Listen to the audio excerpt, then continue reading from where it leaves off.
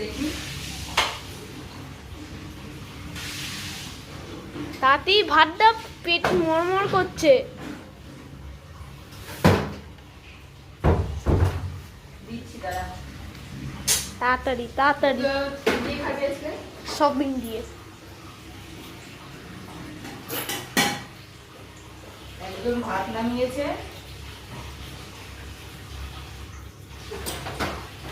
বাবারি বাবা,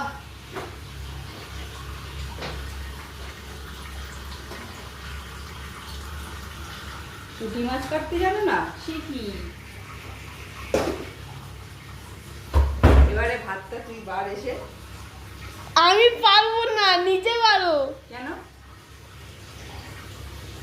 কেন মানে আমার জল খেতে ইচ্ছা হচ্ছে, এখন করে ভাত বাড়ো। পাচ্ছি না গতর মুহূর্তে। আরে বাবু, থালাগুলো রাখ। থালাগুলো উড়ে উড়ে চলে গেছে। এমন করে